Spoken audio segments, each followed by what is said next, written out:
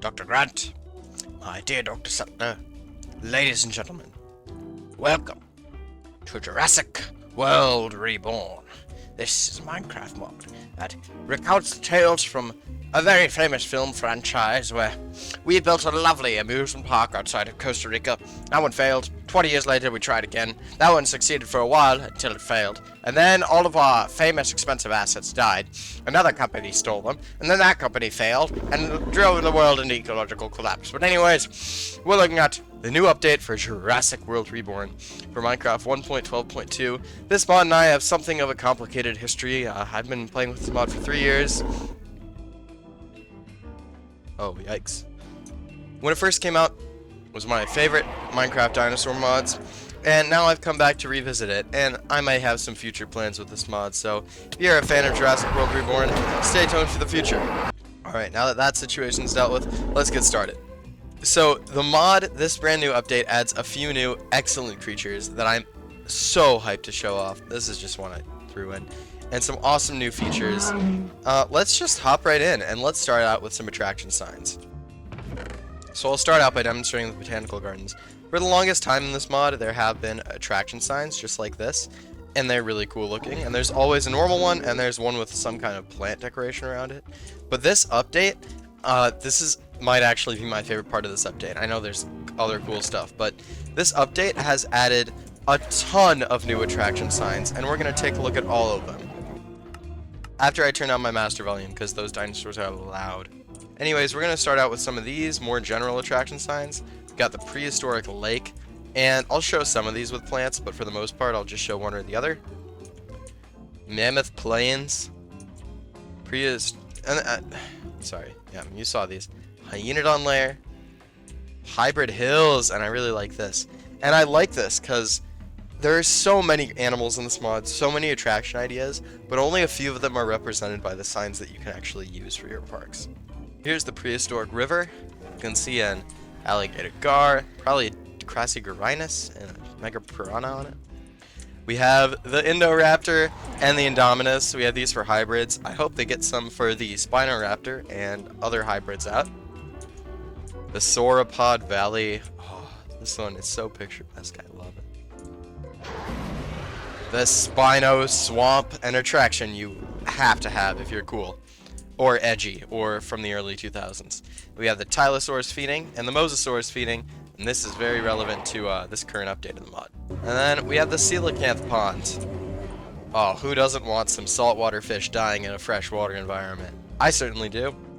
And then, aside from the very specific cool attraction ideas, they have some more general ones. You want to have a gyrosphere station in your park, or a general section with gyrospheres. You got this sign right here. Can you guys, like, shut up? We got the visitor center. Y'all know the visitor center, of course. The hybrid paddock. If you have any kind of hybrid, you want to label it, here's a great sign. As for herbivores too, and carnivores, of course. Here we have the museum with plants. That looks awesome. We got the monorail station. Ooh, it's going over a big dinosaur neck. We have the safari tour. Ooh, and this one's going by the Spinosaurus. The laboratory. Best, coolest thing on earth. Subscribe. And the gift shop. And the restaurant. Oh god, I hope they aren't serving guests then. And aside from that, we have blueprints. Now the blueprints that you'll see in trailers or on the Discord or just online if you search Jurassic World Reborn, they're now in the game with all of the species represented here. And I chose the Rhophis Rex because I have some plans with it in the future. Maybe a interesting series or some interesting videos. Maybe you should like and subscribe and stay tuned for that. Before we get to the animals, we have a few more features to show off. There is now new types of fence. This is the high security fence and the medium security fence. Both very much Jurassic World Evolution or maybe JPOG inspired. And very important, I think, is the new vehicles. We got a ton of new Jeep Wrangler designs. There's now a purple one, a green one, a blue one, a pink one, a black one, a Sorna Jeep Wrangler. This one's my favorite. And a Lime Jeep Wrangler. Look at all these.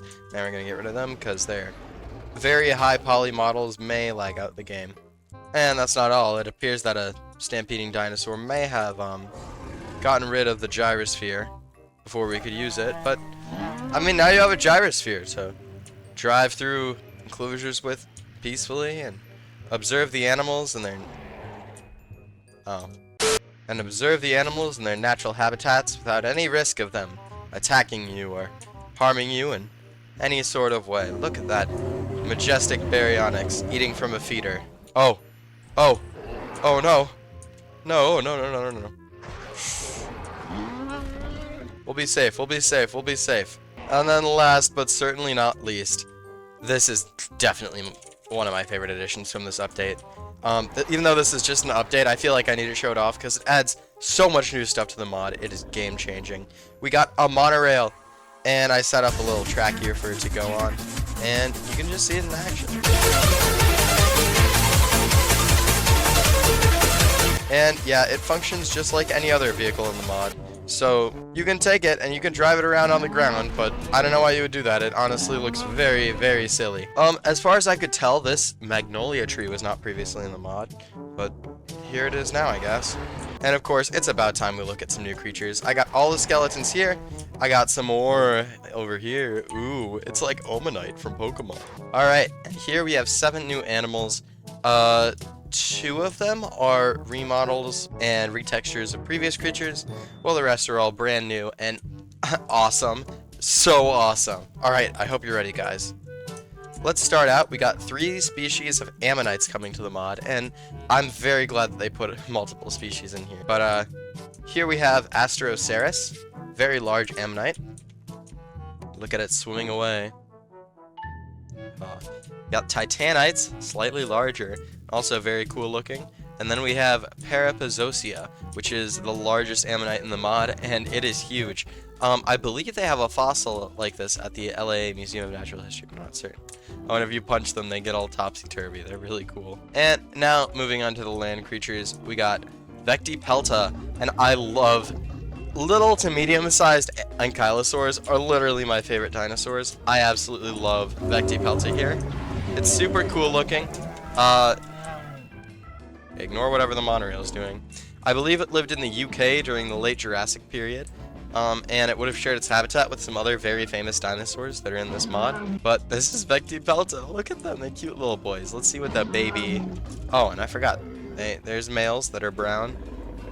And a little baby. Aw. Look at our beautiful herd of Vectipelta. And then we have a remodel for the Microceratus, very famous for being mentioned all over the place in Jurassic World stuff, but never being in one of the movies. At least, I don't remember them. They're very colorful little creatures, and now they've been reworked to be a little more quadrupedal instead of the bipedal design they previously had. And look at them, they're so cute. I love them so much. I sincerely do hope they do okay, and I think these are the perfect little fossil lambs to have in your little fossil farm. I hope you're taking notes, Platt. Oh, look at that little boy. You just want to pet him. And then we have Protoceratops, one of my favorite creatures as well. And this one has gotten a remodel. It still has this old tan design with the quills on it that was previously there, but they remodeled it. They rounded its frill a little more. They gave it a bit more of a defined face, and I think it works. It works so well. And now there are new textures for some of them. As you can see, there's a darker color with some spots that looks absolutely amazing, and the lighter color. Here we have Paraceratherium, the largest mammal to ever live. I mean, come on, it's so cool looking. The Cenozoic creatures have honestly gotten so amazing with this mod. And we got some of these. I know there's another texture though, so let's keep going until we get it. Most of them are this dull brown color. Oh, they're all the same. And then there, once in a while you'll get this rare like snow colored variant that looks really cool. And I mean, come on, don't you want to ride a monorail and look into a valley of Paraceratheriums? Oh, our Microceratus are not doing very well over here. Oh, looks like something took care of the problem. Alright, so now that we've gotten the big critters out of the way, we got 2 more features I want to show off. You know what's so annoying in Minecraft? Moving creatures from point A to point B. Even in the current day, you have to stuff them into a boat and then boat halfway across your world to get, to get them to your base. Luckily, this mod has a solution for us. In this update, they have added cages and aquatic cages, and if you think they're too OP, you can turn them off in the config, but I think they're so necessary with this mod. Wow. That's a lot of velocity in that Velociraptor. Oh. I think the Vectipelta took care of it. Let's say you have a dinosaur on the loose, like this scary female Velociraptor, just like the big one. Okay, or maybe this Vectipelta. Well, now if you click on it with a... Oh. What is going on? Hold on. I think I just cloned... No, I'm silly. Whatever. You can click on it with the cage, and now it's stored in your cage, and you can move it anywhere. I hope it works with name tags, but I haven't tested that out. Anyways, the Velociraptor's gone. Let's say you have an aquatic creature. Maybe you hatched it in a tiny pond, and your Tylosaurus has grown massive, like a goldfish in one of those little fish bowls. Well, hit it with the aquatic cage, and now you can move your Tylosaurus anywhere. Although, oh yeah, you can place them on land. I don't know why you would, you cruel monster. Yeah, so, oh, gotta get rid of the thumbnail material. Crap. So, here we have Tylosaurus, one of my favorite creatures from this mod. And here we're gonna grab a goat and a lead. This is the last feature I want to show off for this showcase.